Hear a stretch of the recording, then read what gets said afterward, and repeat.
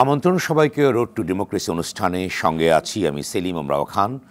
অনুষ্ঠানটি শুক্র থেকে রবি এই 3 দিন এই সময়ে আরটিভিতে নিয়মিত সম্প্রচার হয়। দর্শক, নির্বাচন ব্যবস্থা সংস্কারের বিষয়ে 22টি রাজনৈতিক দল ও জোটের মতামত নেয়ার পাশাপাশি বিভিন্ন স্টেক হোল্ডারদের সঙ্গে সংলাপ শুরু করেছে ডক্টর বদিউল আলম মজুমদারের নেতৃত্বাধীন নির্বাচনী ব্যবস্থা সংস্কার কমিশন। সংরক্ষিত নারী আসনে সরাসরি নির্বাচন, সংসদের আসন সংখ্যা বাড়ানো, নির্বাচন কমিশন গঠনে আইন সংশোধন, নির্বাচনের খবর সংগ্রহের পথ বাধাহীন করা সহ নানা প্রস্তাব উঠে এসেছে সাংবাদিকদের সাথে মতবিনিময় সভায়। এছাড়া রাজধানীসহ সারা দেশে সেনা, নৌ ও বিমান বাহিনীর কর্মকর্তাদের ম্যাজিস্ট্রেসি ক্ষমতা আরও 60 দিন বাড়িয়েছে অন্তর্বর্তী সরকার। জাতীয় সংসদ নির্বাচন কবে হবে তা নির্ভর করছে সংস্কারের গতির ওপর, এমনটা জানিয়ে অন্তর্বর্তী সরকারের প্রধান উপদেষ্টা ডক্টর মোহাম্মদ ইউনূস বলেছেন, অন্তর্বর্তী সরকারের মেয়াদ যত কম হয় ততই ভালো। এদিকে মাফিয়া সরকারের 16 বছরে তৈরি করা জঞ্জাল 3 মাসে দূর করা সম্ভব না মন্তব্য করে বিএনপির ভারপ্রাপ্ত চেয়ারম্যান তারেক রহমান সতর্ক করেছেন, সরকার পরিচালনায় অদক্ষতা জনমনে প্রশ্ন তুলবে। অন্তর্বর্তী সরকার জন আকাঙ্ক্ষার দিকে যথাযথ নজর দিচ্ছে না অভিযোগ করে তিনি বলেছেন, এই সরকারকে ব্যর্থ করার জন্য একটি পক্ষ কাজ করে চলেছে। এমন প্রেক্ষাপটে দর্শক, আজ আমাদের আলোচনা বিষয় জন আকাঙ্ক্ষা বুঝতে পারছে কি অন্তর্বর্তী সরকার। আর এ বিষয়ে আলোচনার জন্য আজ আমাদের সঙ্গে স্টুডিওতে আছেন বিএনপির জাতীয় নির্বাহী কমিটির সদস্য আবু নাসের মোহাম্মদ রহমতুল্লাহ, বাংলা ভিশনের উপবার্তা প্রধান মোস্তফা কামাল এবং বৈষম্যবিরোধী ছাত্র আন্দোলন জাহিদ হাসান। দর্শক, আপনি আলোচনায় অংশ নিতে পারেন, টেলিভিশনের পর্দায় দেখা নম্বরে ফোন করে প্রতিক্রিয়া জানাতে পারেন, মতামত দিতে পারেন, প্রশ্ন করতে পারেন, লিখতে পারেন ফেসবুকেও। যাচ্ছি মূল আলোচনা বিষয় জন আকাঙ্ক্ষা বুঝতে পারছে কি অন্তর্বর্তী সরকার। প্রথমে শুরু করতে চাই বৈষম্যবিরোধী ছাত্র আন্দোলনের জাহিদ হাসান, আপনাকে দিয়ে শুরু করতে চাই। বর্তমান 3 মাস পূর্ণ হলো অন্তর্বর্তী সরকারের, এবং যেটা আপনারা আন্দোলন করেছেন, গণঅভ্যুত্থান করেছিলেন, রক্ত দিয়েছিলেন, তার ফলেই এই সরকার প্রতিষ্ঠিত হয়েছে। 3 মাস গত হয়েছে, নানা প্রশ্ন আছে সরকার নিয়ে। জন আকাঙ্ক্ষা কি বুঝতে পারছে সরকার? ধন্যবাদ আপনাকে। আমি আমার বক্তব্যের শুরুতে স্মরণ করছি জুলাই আগস্টের যে গণঅভ্যুত্থানে 2000 কিংবা তার থেকে আরও বেশি শহীদকে, এবং একই সঙ্গে খুব দ্রুত আরোগ্য কামনা করছি যারা এখন আহত হয়ে হাসপাতালের বেডে কাতরাচ্ছে তাদেরকে। জন আকাঙ্ক্ষার বিষয়টা আমাদের আগে ক্লিয়ার হওয়া প্রয়োজন, এবং আমি 2 ভাগে আলোচনাটা করতে চাই। জন আকাঙ্ক্ষাটা কী ঠিক এই সময়? জন আকাঙ্ক্ষা বিভিন্ন সময় বিভিন্নভাবে পরিবর্তন হয়, এবং একই সঙ্গে এই সরকার সেটা বুঝতে পারছে কিনা, আমি এই 2 ভাগে আলোচনাটা চালাই নিতে চাই।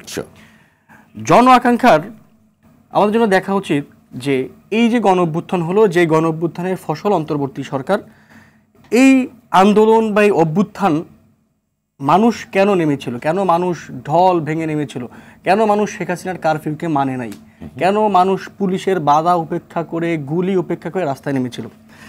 এখন মানুষের নামার 2টা কারণ ছিল, যেটা 3রা আগস্ট স্পষ্ট করে শহীদ মিনারে উচ্চারিত হয়েছিল যে আমরা শেখ হাসিনা একজন ফেসিস্ট, তার পতন চাই, এবং শেখ হাসিনা গত 16 বছর ধরে দেশে ফেসিবাদী যে সকল ব্যবস্থা কায়েম করেছে, ফেসিবাদী ব্যবস্থা স্থাপন করেছে, আমরা সেগুলোরও পরিবর্তন চাই, সেগুলোকে পাল্টাইতে চাই।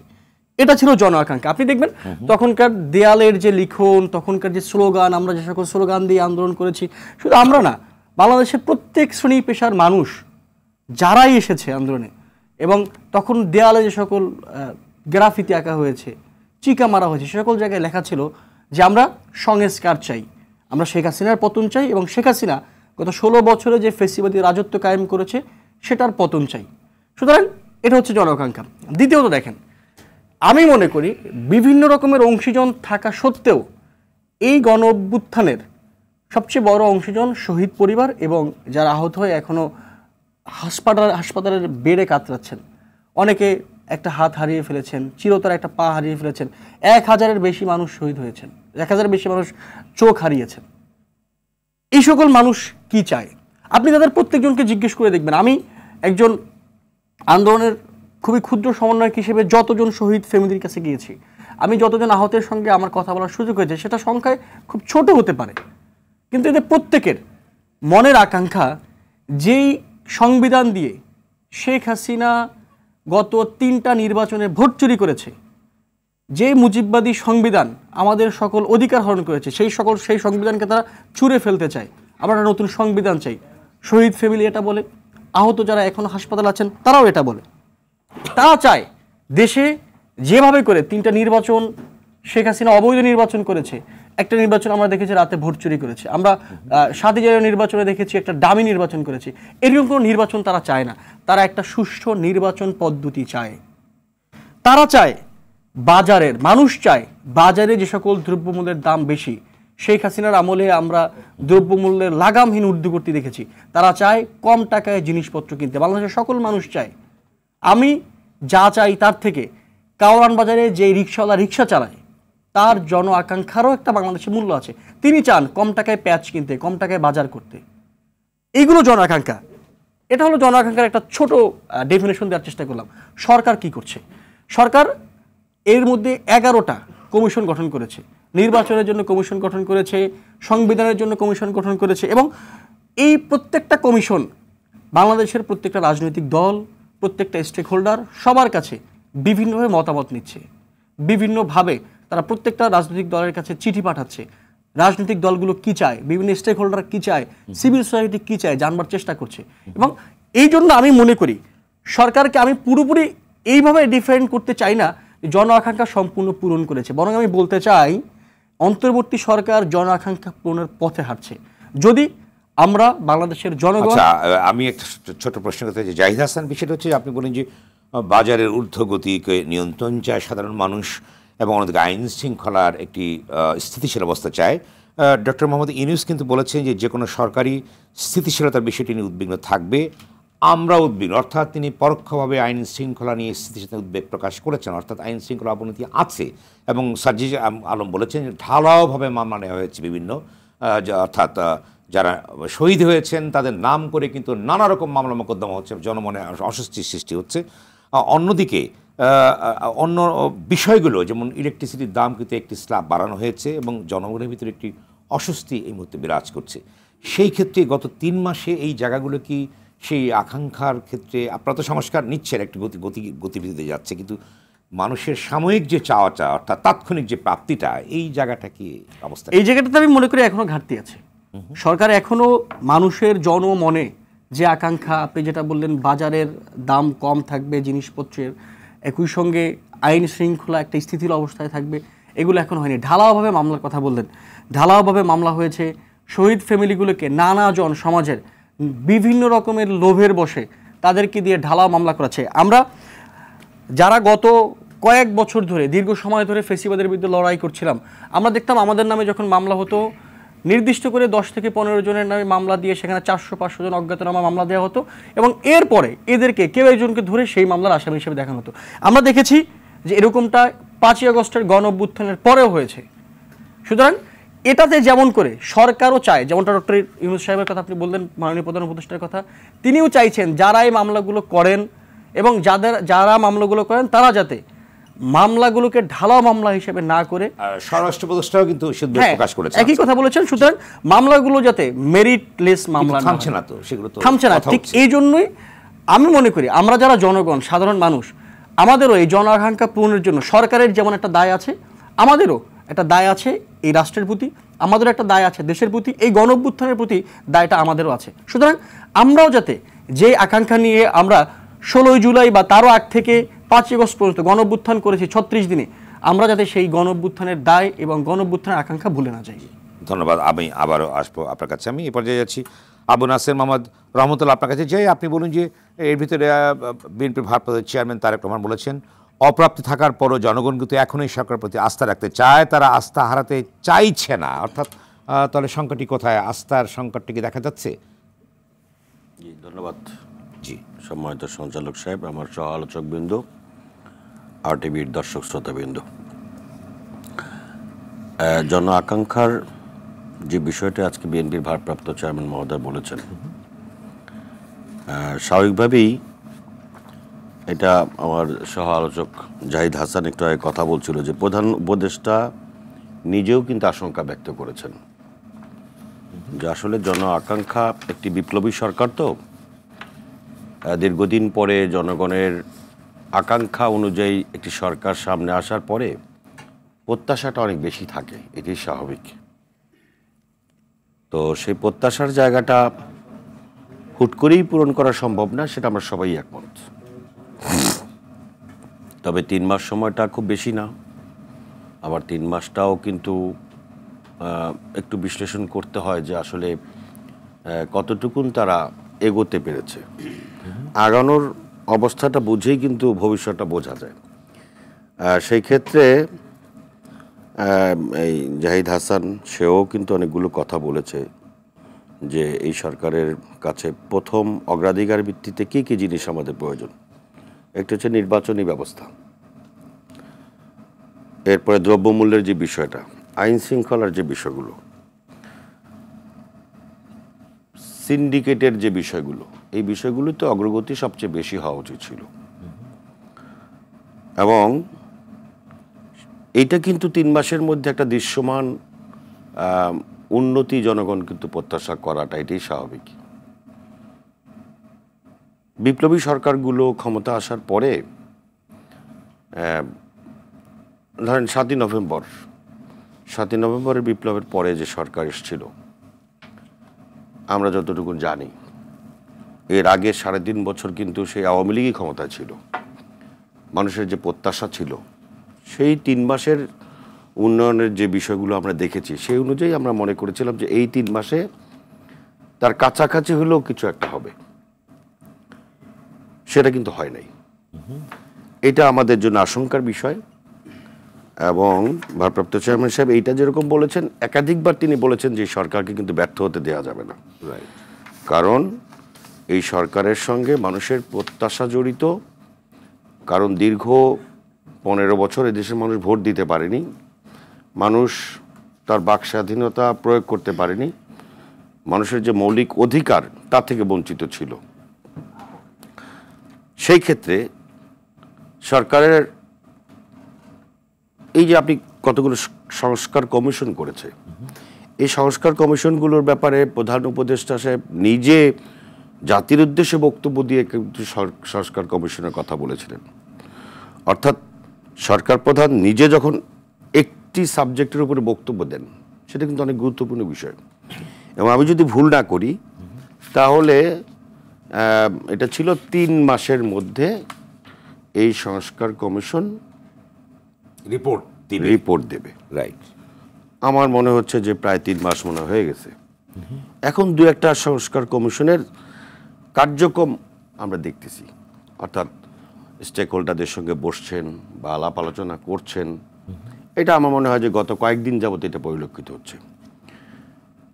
তো সেক্ষেত্রে ধরেই নেওয়া যায় যে 3 মাস তো তারা আসলে রিপোর্ট দিতে পারছে না।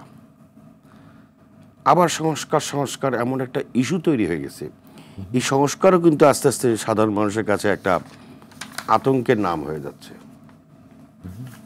যে সংস্কারের নাম করে কি আমাদের যে মূল যে বিষয়গুলো, এই যে দ্রব্যমূল্য, এই দ্রব্যমূল্যের যে পরিস্থিতি, মানুষ বলছে না, সরকারকে ভালোবাসা এখন পর্যন্ত, তাদের প্রতি শ্রদ্ধাবোধ আছে, ধৈর্য ধারণ করছে, কিন্তু দ্রব্যমূল্যের পরিস্থিতি কি এটা কিন্তু হারে হারে সাধারণ মানুষ টের পাচ্ছে, আমরাও টের পাচ্ছি।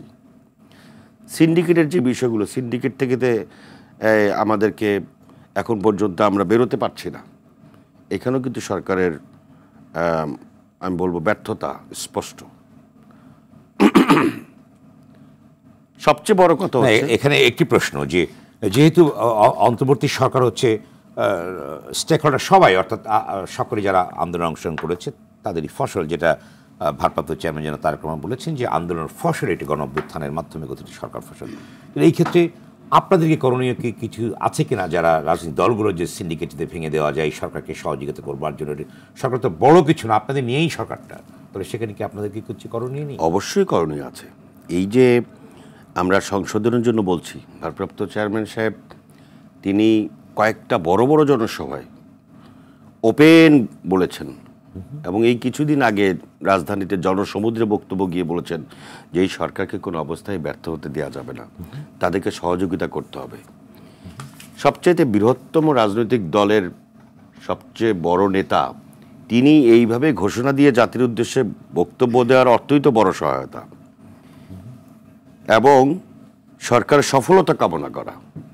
এখন সফলতা কামনা করতে গেলে কিছু বিষয় ঘরের মধ্যেও কিন্তু বোঝাপড়ার মধ্য দিয়ে কিছু সমঝোতা, কিছু পরামর্শ এটা দেয়া কিন্তু কোনো অন্যায় না। এই যে বলেছেন যে জন আকাঙ্ক্ষার বিষয়গুলি সরকার বোঝা উচিত, এটা কিন্তু এক ধরনের তাকে সতর্ক করে দেওয়া, তার পাশে থেকেই পরামর্শ দেওয়া।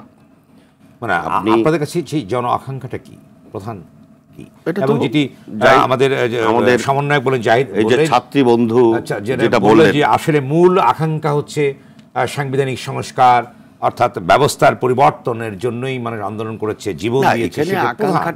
আকাঙ্ক্ষাটা তো আসলে ভিন্নভাবে এক একজনের কাছে এক এক রকম, কিন্তু মৌলিক যে আকাঙ্ক্ষাটা, মূল যে আকাঙ্ক্ষা, সেই আকাঙ্ক্ষাটা তো আমাকে বুঝতে হবে যে সাধারণ মানুষ পেট ভরে ভাত খেতে চায় এবং দ্রব্যমূল্যটা নাগালের মধ্যে যেতে থাকে, এটি কিন্তু এক নম্বর বিষয়। দ্বিতীয় বিষয়টা হচ্ছে যে মানুষ নিরাপত্তার সঙ্গে স্বাভাবিক জীবনযাপন করতে চায়। সেই নিরাপত্তার বিষয়গুলো হয়তো সরকার চেষ্টা করছে, বাট সফলতার জায়গাটা এখনো মনে হয় যে প্রশ্নের ভিতরে থেকে যাচ্ছে। ইভেন আইন শৃঙ্খলা। আর সবচেয়ে বড় যেটা আমাকে বলতেই হবে সেটা হচ্ছে যে মানুষ দীর্ঘদিন যাবৎ জনগণের ভোটে নির্বাচিত একটি সরকার থেকে বঞ্চিত। মানুষের যে ভোটের ব্যবস্থা, ভোট দেওয়ার অধিকার এবং ভোট প্রয়োগের যে অধিকার, এই অধিকার প্রতিষ্ঠা করা হচ্ছে এই সরকারের সবচাইতে বড় চ্যালেঞ্জ। আমি আসবো আপনার কাছে, আমি আবারও এ পর্যায়ে যাচ্ছি। মোস্তফা কামাল, আপনি বলেন যে বিএনপির ভারপ্রাপ্ত চেয়ারম্যান যেমন তারেক রহমান বলেছেন যে এই সরকারকে ব্যর্থ হতে তাদের যাবেই না এবং 16 বছরের জঞ্জাল 3 মাসে দূর করা সম্ভব না, কিন্তু তাদের কাজে সন্তোষ না হলে জনগণের প্রশ্ন তারা অস্বাভাবিক নয়। তিনি বলেছেন যে এই সরকার আমরা সমর্থন করি, অর্থাৎ তাদের কাজে যদি অসন্তোষ হয় তাহলে প্রশ্ন তুলতে পারে জনগণ, তাহলে সেই প্রশ্নগুলো কি? অবশ্যই প্রশ্ন তুলতে পারে, অর্থাৎ তিনি সতর্ক করেছেন, সেটা একটা দায়িত্ব পালন। কিন্তু এখানে সংস্কারের অর্থটা এখনো আমাদের কাছে পরিষ্কার না। কিন্তু তো সংস্কারের বাংলা কাছাকাছি অর্থ যদি আমরা যাই, মেরামত করা, সংশোধন করা, এই ধরনের কিছু শব্দ, তো সেটা যদি একটা খাল বিল নদী নালা হয়, সেই ক্ষেত্রে আমরা কিছু কচুরিপানা কেটে ফেললাম, একটু খনন করে ফেললাম, সংস্কার কমপ্লিট। অথবা একটা ঘরের বিষয় হয়, একটু চাল মেরামত করলাম অথবা ফ্লোরটা মেরামত করলাম, সংস্কার হয়ে গেল। কিন্তু এখানে সংস্কারের কিন্তু বিস্তর একটা জায়গা আছে, যেখানে কোর্সটা হচ্ছে 15 বছর 7 মাস বা সিলেবাস যদি আমরা ধরি, সেটা ওই 3 মাসে ওই সিলেবাসটা আমরা শেষ করে ফেলতে পারবো, ওইটা আশা করা যায় না। আর আপনি যেটা বলছেন, বিএনপির ভারপ্রাপ্ত চেয়ারম্যান যেটা বলেছেন, তিনি মনে করিয়ে দিয়েছেন, এভাবে আমরা নিতে পারি।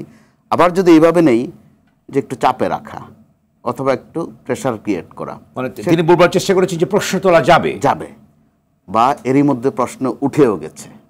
তো তিনি ওই ক্ষেত্রে ভদ্রতার, শালীনতার একটা স্বাক্ষর হিসাবে তিনি বলেছেন প্রশ্ন উঠে যাবে। আসলে প্রশ্ন উঠে গেছেও। তো ওই ক্ষেত্রে আমাদের এখানে মানদণ্ডটা কিন্তু এখনও আমরা ঠিক করতে পারিনি যে সংস্কার আগে কোনটা। একটা বিষয় কিন্তু আগে ফয়সালা ছিল যে আগে সংস্কার পরে নির্বাচন। ওই কথার থেকেও কিন্তু রাজনৈতিক দলগুলো নানান কারণে একটু একটু করে সরে এসেছে, বলার চেষ্টা করছে যে সংস্কারটা হবে নির্বাচিত সরকারের মাধ্যমে। আর সংস্কার বাস্তবে কখনো চাপ দিয়ে হয় না, আরোপ করে হয় না। সেটা আমার ভিতর থেকে আমি উপলব্ধি করছি কিনা যে আমার সংস্কার হওয়া দরকার, আমার সংশোধন হওয়া দরকার, আমার নিজেরে মেরামত করা দরকার। তাহলে এবার আমি ছোট্ট একটা উদাহরণ দেই। একদম সবার পরিচিত মসজিদ, কবরস্থান। তো মসজিদেও ক্ষেত্র বিশেষ সংস্কার দরকার হয়ে গেছে। যেটা আমাদের জাতীয় মসজিদ, আপনি দেখেন বাইতুল মোকাররমে, ওখানকার খতিব সাহেব পালিয়েছেন। পালানোর 2 সপ্তাহ পর তিনি আবার এসেছেন, বীরত্বের সাথে এসেছেন। তো আসার পর ওনার বক্তব্য থাকতে পারত যে আমি কিছু ভুল ত্রুটি করেছি অথবা কিছু গোলমাল করেছি, ক্ষমা সুন্দর দৃষ্টিতে দেখেন। অথবা মুখে না বললেও যখন ফিরে এসেছেন তিনি চুপ থাকতে পারতেন, মুসল্লির কাতারে দাঁড়াতে পারতেন। তো তিনি সাথে কিছু তার বাহিনী নিয়ে আসলেন, এতে করে মসজিদের ভিতরে একটা সংঘর্ষ হলো। তো সংঘর্ষের পর তার প্রতিক্রিয়া হচ্ছে যে আমার দিকে প্রচুর জুতা ছোড়া হয়েছে, শত শত জুতা, কিন্তু আল্লাহর অশেষ রহমতে একটা জুতো আমার গায়ে লাগেনি। তার মানে ওনার বোধ বিবেক কোন পর্যায়ে, অর্থাৎ তিনি সংস্কারের দরকার মনে করছেন না, তিনি যা ছিলেন সেটাই চান, সুযোগ পেলে আবার সেটাই করতে চান। তো রাজনৈতিক দলগুলোর এই ক্ষেত্রে সবার আগে দরকার যার যার জায়গা থেকে নিজে সংশোধন হবেন কিনা তারা ওই সিদ্ধান্তে যাওয়া। যারা ক্ষমতাচ্যুত হয়েছেন তারা এরই মধ্যে নানানভাবে বার্তা দিয়েছেন, তারা যা করেছিলেন সঠিক করেছিলেন, ভবিষ্যতেও করবেন, সুযোগ পেলে চট করে চলেও আসবেন। অর্থাৎ তাদের জায়গা থেকেও যে একটু সংস্কার হওয়া দরকার বা ভুল স্বীকার করা দরকার, অথবা অন্তত একটু চুপ থাকা দরকার, ওই কাজটুকু তারা করেননি। বিএনপি সংস্কারের বিষয়ে তাদের একটা 31 দফা প্রস্তাব আছে, সেটা আরও আগ থেকেই, এই মুহূর্তে না, 2.5-3 বছর থেকেই ভালো ভালো কথা আছে সেখানে, প্রশংসিত হয়েছে বিভিন্ন মহলে তাদের সংস্কারের বিষয়গুলো। তো ওই রকম সংস্কারের একটা পর্যায়ে তারা এসে দলের যে প্রস্তাবগুলো দিয়েছে, সংসদে তারা কি করবেন, দ্বিকক্ষ বিশিষ্ট হবে, সরকারটা কোন ফরম্যাটে হবে, অথবা সংসদে ফ্লোর ক্রসিংয়ের ফয়সালা কিভাবে হবে, খুব সুন্দর সুন্দর কথা আছে। আরো এনহ্যান্স করেছে সম্প্রতি, আমি জানি। জি, সেখানে আরো কয়েকটা দফা তারা যোগ করেছেন, ব্যাখ্যাও দিয়েছেন, প্রশংসিত হয়েছে। তো এটা তো একটা ভালো নমুনা।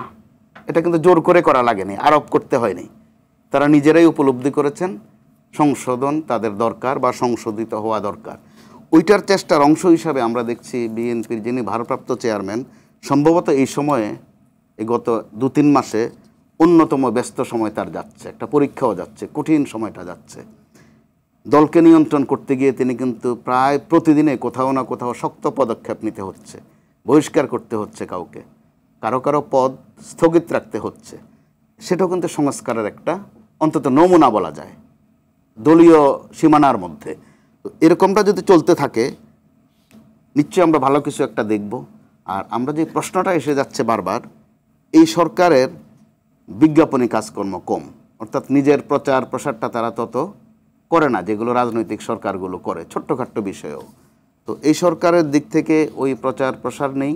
আর দ্বিতীয়ত যেটা করছে, তাদের তো নিজস্ব কোনো দল নেই, তারা একেবারেই অন্তর্বর্তী, একেবারেই সাময়িক। এরকম অবস্থায় যে দলগুলো, আপনি যথার্থ বলেছেন, বিএনপি সহ বিভিন্ন দলগুলো শুধু মনে করিয়ে দেয় সমর্থন না, শুধু সতর্ক করাই দায়িত্ব না।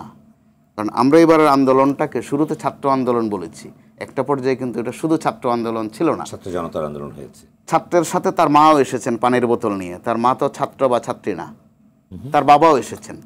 এতে করে একদম আক্ষরিক অর্থে সেটা হয়ে গেছে গণ আন্দোলন, যেটা শুরুতে ছিল মাত্র সরকারি চাকরিতে কোটার বিষয়, পরিস্থিতির অনিবার্যতায় সেটা হয়ে গেছে গণ আন্দোলন। সেখানে নিশ্চয়ই বাজার পরিস্থিতি যোগ হয়েছে, কার কী বেদনা বাজারে, এটা যার যার অবস্থান থেকে আমরা সবাই কিন্তু ভুক্তভোগী। তো যার যার এরকম একটা অবস্থা থেকে এই গণ আন্দোলনের মধ্য দিয়ে যখন এই সরকারটা আসলো, শুরুতে আমরা কিন্তু পরিষ্কার করতে পারিনি বা আজও পরিষ্কার হয়নি। রহমতুল্লাহ ভাই বলেছেন বিপ্লবী সরকার, সচরাচর বিপ্লব পরবর্তী সরকারটাকে বিপ্লবী সরকারে বলা হয় বা মনে করা হয়। এবার কিন্তু এই সরকারের স্বভাব বৈশিষ্ট্য বিপ্লবী নয়, অনেকটা কোমল অধীনে তারা নিয়েছে, বিপ্লবী সরকার না। ওই ক্ষেত্রে আমি আধা বিপ্লব, আধা সংবিধান, আধা আইন, আধা আইনের বহির্ভূত, অর্থাৎ একটা সালসা হয়ে গেল। তো ওই জায়গাটা আমরা যদি পরিষ্কার করে নিতে পারতাম শুরু থেকে, তাহলে অ্যাকশনগুলো বোধহয় ভিন্ন রকম হতো। এটা বিয়ের দাওয়াতের মতো হতো না যে কাকে বললাম, কাকে দাওয়াত দিলাম, কাকে দিলাম না, কে গোসা করলো, ওই রকমটা হতো না। এখন কিন্তু ওই রকম একটা পর্যায়ে চলছে, কোন দলকে ডাকা হচ্ছে, কাকে কতক্ষণ সময় দিয়েছে, কাকে বেশি সময় দিয়েছে, কার সাথে উনি একটু বেশি কথা বলেছেন, একটু হেসেছেনও, এগুলো কিন্তু রাজনৈতিক দলগুলোর মধ্যে একটা বাদানুবাদ হয়ে যাচ্ছে। আর এরই মধ্যে আবার যে মূল রাজনৈতিক দলগুলো বা বিশেষ করে বিএনপির সাথে এই ছাত্র নেতাদের বা বৈষম্য বিরোধী ওই শক্তিটার একটু বিরোধও আমরা দেখতে পাচ্ছি। এমন কিছু কথাবার্তা আসছে যেগুলো সহযোগিতার বদলে অনেকটা অসহযোগিতা। ওই যেটা বললেন প্রশ্ন, অর্থাৎ প্রশ্ন উঠার ওই ফাঁক ফোকরগুলো তৈরি হচ্ছে। ধন্যবাদ, আমি আসবো আবারও এ পর্যায়ে। আমি যাচ্ছি জাহিদ হাসান, আপনার কাছে যাচ্ছে। আপনি বলুন যে উনি বলেন যে বেশ কিছু প্রশ্ন উঠেছে, কিন্তু আপনারা আপনাদের বক্তৃতায় নেতাদের যেটি দেখা যাচ্ছে যে আপনারা সংস্কারের প্রতি সবচেয়ে বেশি গুরুত্ব দিয়েছেন, কিন্তু আপনারা যতটা রাষ্ট্রীয় সংস্কারের দিকে গুরুত্ব দিয়েছেন ততটা তো আপনারা রাজনৈতিক দলগুলোর সংস্কারের দিকে গুরুত্ব দিচ্ছেন, যে প্রধানত দলগুলোরও তো সংস্কার হওয়া দরকার অনেকে বলছেন, সেই জায়গাটি কই? না, অ্যাবসলিউটলি আমরাও এর সঙ্গে একমত। আপনি যেটা বললেন মাননীয় সঞ্চালক, যে বাংলাদেশের রাজনৈতিক দলগুলোরও, বিদ্যমান দলগুলোর সংস্কার দরকার। বাংলাদেশের অনেকগুলো রাজনৈতিক দল আছে যাদের দীর্ঘদিন ধরে কোনো কাউন্সিল হয় না। নেতা তুলে নিয়ে আসার, নেতা তৈরি করার প্রসেস হচ্ছে দলীয় কাউন্সিল। সেই দলীয় কাউন্সিল হয় না অনেকগুলো দলে। বাংলাদেশের কোনো বিদ্যমান বৃহত্তর রাজনৈতিক দলে তরুণদের ডিসিশন মেকিংয়ের কোনো জায়গা নাই, পলিসি মেকিংয়ের কোনো জায়গা নাই। আমি একজন তরুণ রাজনৈতিক কর্মী হিসেবে বিশ্বাস করি বাংলাদেশের প্রত্যেকটি রাজনৈতিক দলে তরুণদেরকে যথেষ্ট জায়গা দেওয়া উচিত পলিসি মেকিংয়ে। বাংলাদেশের কোনো রাজনৈতিক দলে এটা করা হয় না। সেটা গণঅভ্যুত্থানের শত্রু আওয়ামী লীগেও ছিল না, এখন গণঅভ্যুত্থানের পক্ষের যে শক্তিগুলো ছিল, যাদেরকে আমরা খুবই কাছের আপন মনে করি, তাদের মধ্যেও নাই। আমি মনে করি এই জায়গাটির একটা সংস্কার হওয়া খুবই জরুরি। যেটা বলা হচ্ছে যে বিএনপির সঙ্গে আমাদের একটা বিরোধ, আমরা মনে করি বাংলাদেশে গত 16 বছরে শেখ হাসিনার ফেসিবাদের সবচেয়ে বেশি শিকার হয়েছে বিএনপি এবং এর সঙ্গে বাংলাদেশ জামাত ইসলামী। প্রায় 1000-এর বেশি নেতাকর্মী গুম হয়েছে বিএনপির, বিচার বহির্ভূত হত্যার শিকার হয়েছে কয়েক হাজার। আমরা এদের প্রত্যেকের প্রতি দরদ পোষণ করি। আমরা চাই যারা এই গুমগুলো করেছে, যে সকল অফিসাররা, সে পুলিশের হোক, র্যাবের হোক, আর্মির হোক, প্রত্যেকের বিচার করতে হবে। আমি চাই বিচার বহির্ভূত হত্যার সঙ্গে যারা জড়িত ছিল, তারা হোক আওয়ামী লীগের নেতাকর্মী, হোক কোনো বাহিনীর সদস্য, প্রত্যেককে বিচারের কাছে। আমি এখানেই আসবে একটি বিরতির পরে, আপনার কাছে আমি এখান থেকেই শুরু করব আবার। দর্শক, রোড টু ডেমোক্রেসি অনুষ্ঠানে নিচ্ছে ছোট্ট বিরতি, সঙ্গেই থাকুন।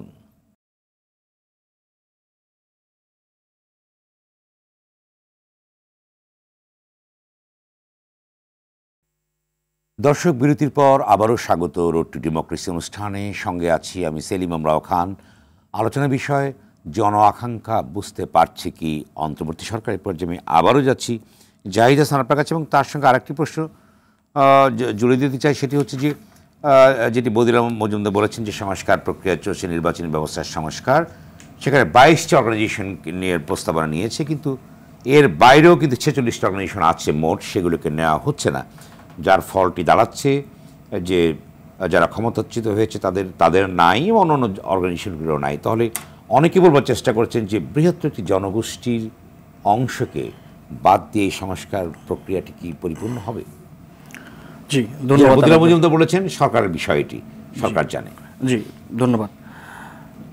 যাদেরকে এই সংস্কারের বাইরে রাখা হয়েছে বা সংস্কারের প্রস্তাবনার বাইরে রাখা হয়েছে, আওয়ামী লীগ এবং আওয়ামী লীগের সঙ্গে জোটভুক্ত যারা ছিল তারা, সরকারের প্রস্তাবনা একই রকমের। দেখুন, আওয়ামী লীগ বাংলাদেশে শুধুমাত্র জুলাই আগস্টের এই গণঅভ্যুত্থানে 2000-এরও বেশি মানুষদেরকে নিহত করেছে। এবং আমি কোনোভাবেই এটা একবারের জন্য ভাবতে চাই না যে জুলাই আগস্টের গণহত্যাই গত 16 বছরে আওয়ামী লীগের এবং শেখ হাসিনা কর্তৃক চালিত একমাত্র গণহত্যা। আওয়ামী লীগ 2009-এ পিলখানায় গণহত্যা চালিয়েছে। 2013 সালে এক রাতে 5ই মে শাপলা চত্বরে কয়েক হাজার মানুষকে সে নিহত করেছে। এরপরে বিভিন্ন সময় বিভিন্ন আন্দোলনে রাজনৈতিক কর্মীদেরকে, আমরা বিরতির আগে যেটা বলছিলাম, প্রায় 1000 বেশি মানুষকে গুম, যার থেকে এখনও প্রায় 150 মানুষ ফিরেই আসেনি। পরিবারগুলো এখনও চেয়ে আছে কবে ফিরে আসবে তার সেই সদস্য। বিচার বহির্ভূত হত্যার সংখ্যা আরও কয়েক হাজার। সুতরাং শুধুমাত্র জুলাই আগস্টে একমাত্র গণহত্যা হয়েছে আওয়ামী লীগ দ্বারা, একথা যেমন সত্য নয়, এইরকম কন্টিনিউয়াসলি রিপিটেডলি গণহত্যা চালানো একটা দল, আমি একজন সাধারণ মানুষ কিংবা সাধারণ ছাত্র হিসেবে কোনোভাবেই বাংলাদেশের রাজনৈতিক পরিমণ্ডলে, রাজনৈতিক পরিসরে এদের কোনো প্রস্তাবনার ভাগিদার হতে চাই না। এবং আমি নিশ্চিত, আমি বাংলাদেশের যতজন মানুষের সঙ্গে কথা বলেছি, শহীদের পরিবারের সঙ্গে কথা বলেছি, আহতদের সঙ্গে কথা বলেছি, সিভিল সোসাইটির যাদের সঙ্গে কথা হয়েছে, তারা কেউ চান না এরকম গণহত্যা চালানো একটা দল এবং তাদের সঙ্গে যারা তাদের দোষর ছিল এবং গত 3টি নির্বাচনের মাধ্যমে যারা মানুষদেরকে ভোট দিতে দেয়নি, ভোটের অধিকার যারা কেড়ে নিয়েছে, কমপক্ষে 3টি নির্বাচন, তাদেরকে এই নির্বাচন সংক্রান্ত বিষয়ের প্রস্তাবনায় নিয়ে আসবার কোনো যৌক্তিকতা আমি দেখি। আচ্ছা, আরেকটি প্রশ্ন আমি যাই কাট করে, সেটা হচ্ছে যে যেটি বিএনপি সহ বেশ কয়েকটি দল বলেছে যে সংস্কার দ্রুত শেষ করে নির্বাচনটি দিতে হবে, যেটি বিএনপির দাবি, কারণ তারা বলছে নির্বাচিত সরকারের ভিতর দিয়ে অনেক কিছু করা সম্ভব। অন্যদিকে ডক্টর মোহাম্মদ ইউনূস বলেছেন সংস্কারের গতি ঠিক করে দেবে, নির্বাচন কত দ্রুত হবে। তাহলে কি দাঁড়াচ্ছে, ভিতরে ফারাকটা কি দাঁড়াচ্ছে? নির্বাচনটা কি তাহলে আপনারা একদিকে বিএনপি গুরুত্ব দিচ্ছে অন্যান্য দল নির্বাচনের, অন্যদিকে আপনারা এবং তত্ত্বাবধায়ক সরকার, যেটা অন্তর্বর্তী সরকার বলছে যে সংস্কারটা সমাপ্ত করতে হবে, আপনারা কোন বিষয়টি দেখুন, গণতন্ত্রের একটা অন্যতম ভিত্তি নির্বাচন, মানুষের ভোটের অধিকার নিশ্চিত করা হলেও গণতন্ত্রের একমাত্র ভিত্তি নির্বাচন কিংবা ভোটের অধিকার নয়, আরও বিভিন্ন রকমের অধিকার আছে। যেমন ধরুন, আমরা সহ যারাই গত 16 বছরের ফেসিবাদের বিরুদ্ধে কথা বলেছে তাদেরকে নানাভাবে আমাদের মত প্রকাশ করতে দেওয়া হয় নাই। এই যে এখন টকশো দেশে কথা বলছি, এটা এখন থেকে 4 মাস আগে কল্পনার অতীত ছিল।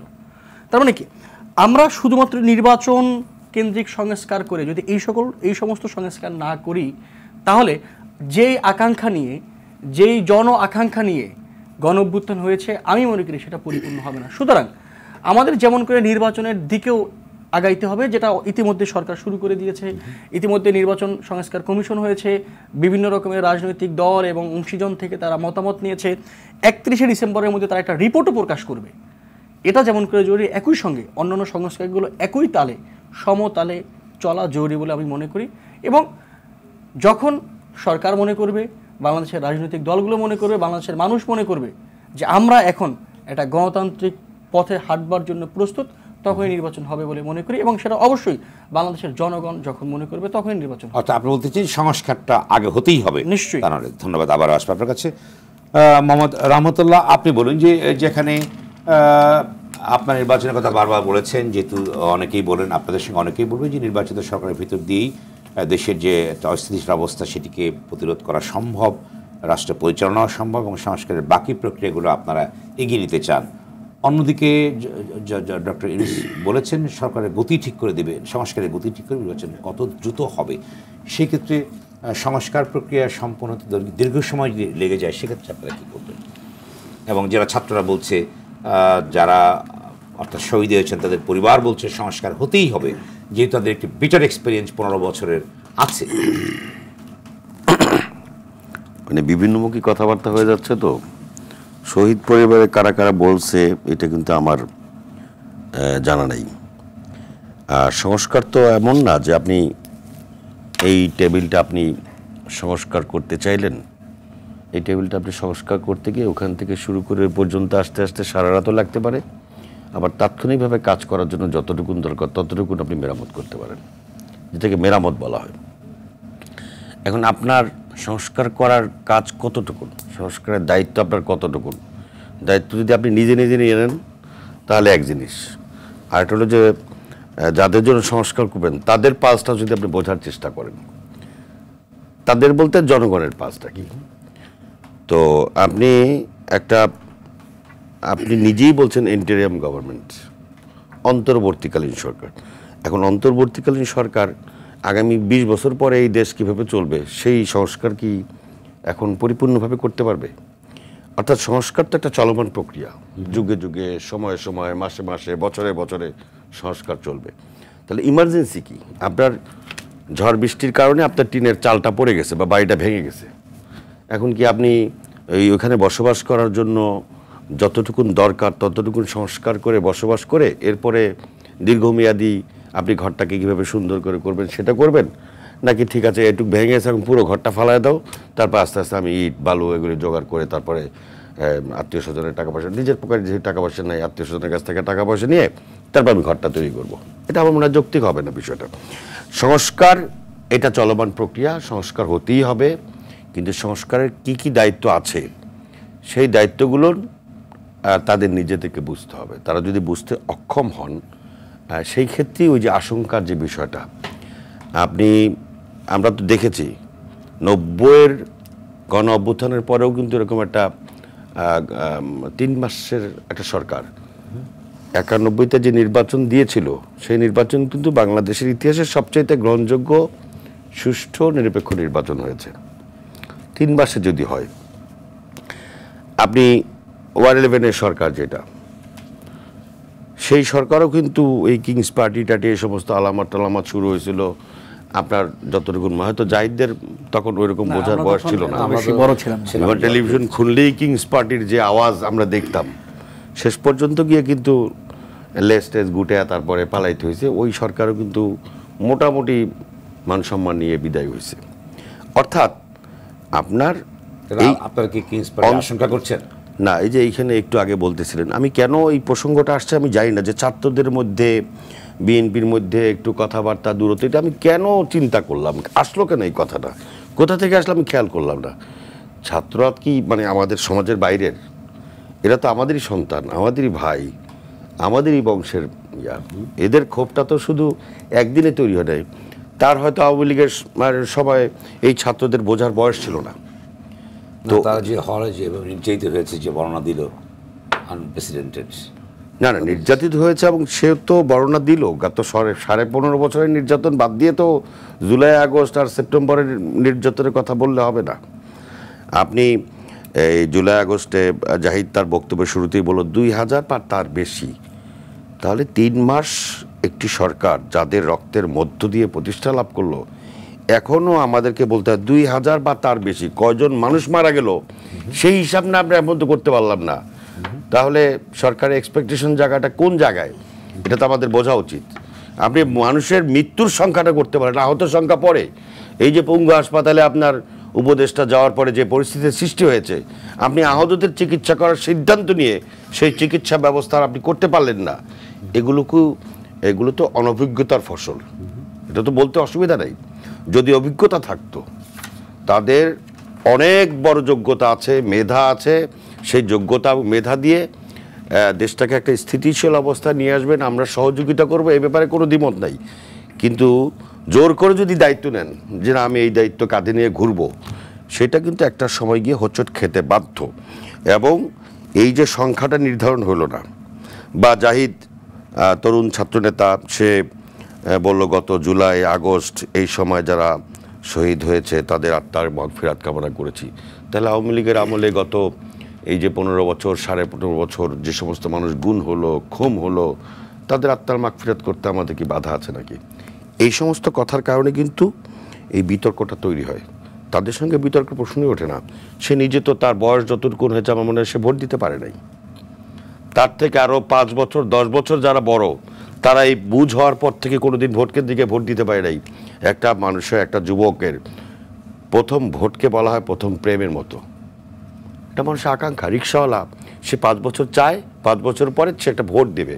সে ভোট দিয়ে কিন্তু ওই 30 টাকার চাল 50 টাকা দিয়ে কিনে খাইতে হবে, সে জানে।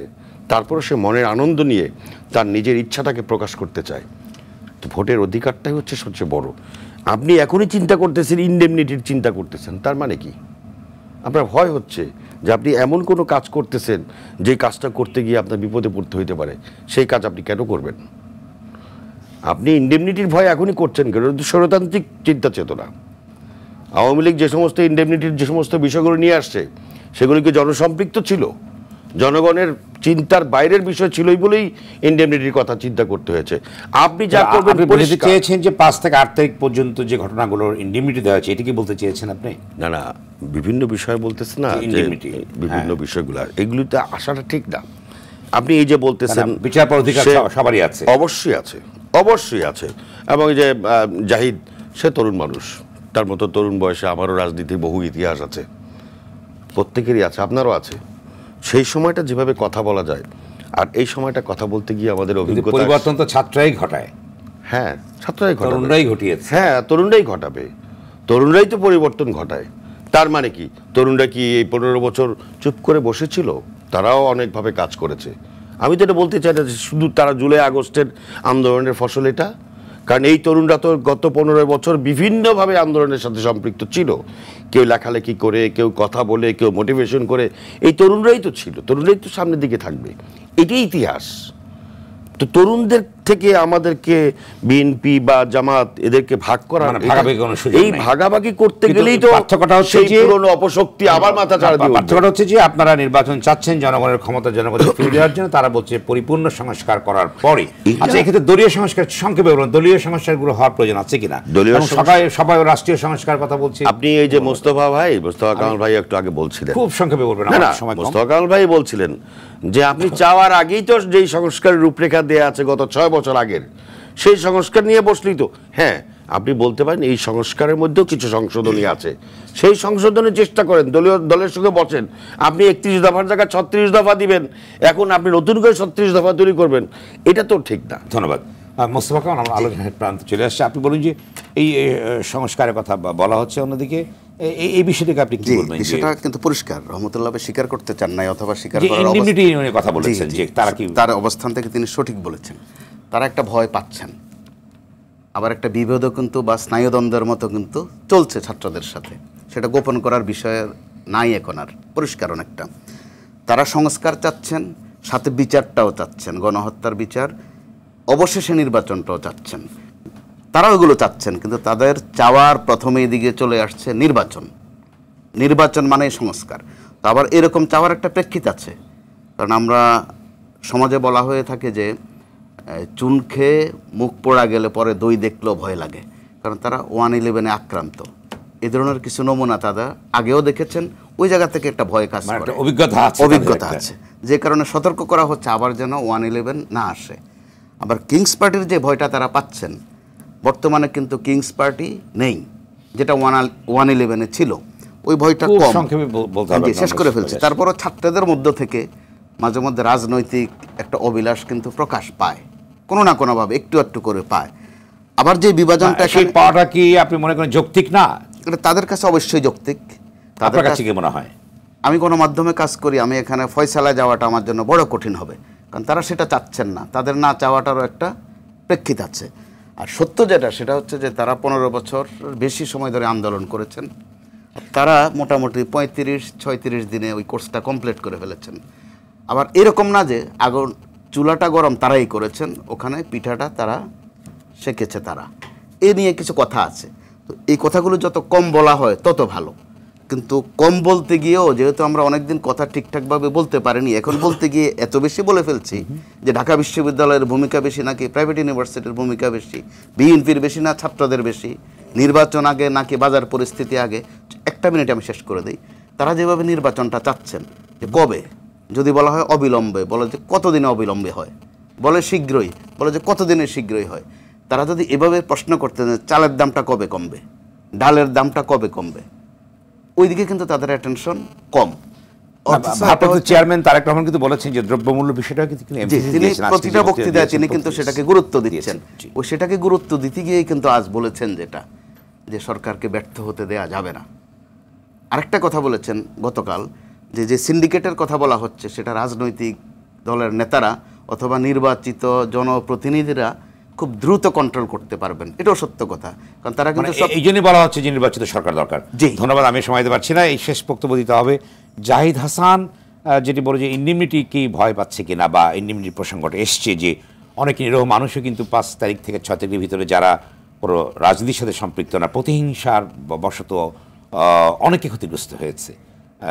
রাজনীতি একটা বিষয়, অন্যদিকে প্রতিহিংসারও একটি বিষয় আছে, সেই জায়গাগুলোকে যে প্রশ্ন তুলেছেন যে বিষয়টা, এই যদি আপনি বলেন। আচ্ছা, আমি একটু প্রথমত 4টা কথা খুব 4টা লাইনে বলতে চাই, আমি খুব সংক্ষেপে বলে দিব। যেটা বলা হচ্ছিল যে 90 গণঅভ্যুত্থান হলো, তারপর একটা খুব চমৎকার নির্বাচন হলো। মানে আমি একটা প্রশ্ন করতে চাই যে 90-এর গণঅভ্যুত্থানের পরে যদি খুবই সুন্দর নির্বাচন হয়, এবং তারপরে কেন 24-এ এসে আমাদের আরেকটা গণঅভ্যুত্থান করতে হলো? ধরে নেন কালকে বাংলাদেশের নির্বাচন, এই সরকার খুবই সুন্দর সুষ্ঠু অবাধ নির্বাচন করে যাবে, 20 বছর পরে গিয়ে আমরা যখন একটু বৃদ্ধ হয়ে যাব, আমাদের সন্তানদের, আমাদের ভাইদের যে আরেকটা গণঅভ্যুত্থান করতে হবে না, তার নিশ্চয় থেকে আমরা কি বারবার রক্তই দিয়ে যাব? দ্বিতীয় কথা, ছাত্ররা রাজনীতির যে ব্যাপারটা এসছে, ছাত্ররা মনে করে, আমরা মনে করি যে আওয়ামী লীগ বাংলাদেশে শুধুমাত্র একটা সরকার প্রতিষ্ঠা করেনি যেটা 16 বছর শাসন করেছে। আওয়ামী লীগ বাংলাদেশের প্রত্যেকটা সেক্টরে ফেসিজম কায়েম করেছে, যে সেক্টরগুলোকে পূর্ণ করা, সেক্টরগুলোকে নতুন করে সাজানোর একটা প্রয়োজনীয়তা, একটা ভ্যাকুয়াম সৃষ্টি হয়েছে, আমরা সেটা পূরণ করতে রাজি আছি। তৃতীয় কথা, বিএনপির সঙ্গে আমাদের কোনো ভাগাভাগি নেই। আমি যেটা একটু আগে বলছিলাম, রহমত ভাই যেটা বলেছেন যে আমি একটা লাইন খুব ব্যবহার করি যে 36শে জুলাই 36 দিনে আসে নাই। 36শে জুলাই গত 16 বছরে ফেসিবাদের বিরুদ্ধে প্রত্যেকটা কণ্ঠ এর ভাগিদার, প্রত্যেকজন। আমরা বিএনপি, জামাত ইসলামী, অন্যান্য যত সংগঠনের যতজন মানুষ নির্যাতিত হয়েছে, গুমের শিকার হয়েছে, বিচার বহির্ভূত হত্যার শিকার হয়েছে, প্রত্যেকটার বিচার চাই। যারা এখনো গুম হয়ে আছেন তারা বেঁচে থাকলে আয়নাঘরগুলো ভেঙে তাদেরকে পরিবারের কাছে ফিরিয়ে দেওয়া হোক, আমরা এটা অবশ্যই চাই। এই স্পিরিট থেকে আপনারা সংস্কারটাকে জি, আমরা এটাই চাই। সুতরাং এই অন্তর্বর্তীকালীন সরকারের দায়িত্ব নিয়ে যে প্রশ্নটা উঠেছে, আমি মনে করি অন্তর্বর্তীকালীন সরকারের বৈধতা এবং দায়িত্ব গণ অভ্যুত্থান। যে সংবিধানকে আমরা ছুঁড়ে ফেলতে চাই, সেই সংবিধান দিয়ে কোনো রকমের দায়িত্ব এবং বৈধতা নিশ্চিত। ধন্যবাদ। আপনি 30 সেকেন্ডে বলুন, শেষ করুন। না, তার শেষ বক্তব্যটা তো ঠিক আছে। মানে ঠিক আছে বলতে প্রত্যেকটাই ঠিক আছে। অবশ্যই সংস্কার যুগ যুগ ধরে চলবে। সংস্কারের জন্য আজকে যে সংকটগুলো তৈরি হচ্ছে দেখা যাচ্ছে, এই সংকটগুলো থেকে দেশকে বাঁচানোর জন্য একটি অতি দ্রুত একটি সুষ্ঠু গ্রহণযোগ্য নির্বাচন ব্যবস্থার জন্য যে সংস্কার প্রয়োজন, সেটাকে সবচেয়ে বেশি গুরুত্ব দিতে হবে। ধন্যবাদ আপনাদের তিনজনকে আলোচনায় অংশ নেবার জন্য। দর্শক, রুট টু ডেমোক্রেসি আজ এখানে শেষ করছি। সঙ্গে থাকবার জন্য ধন্যবাদ সবাইকে।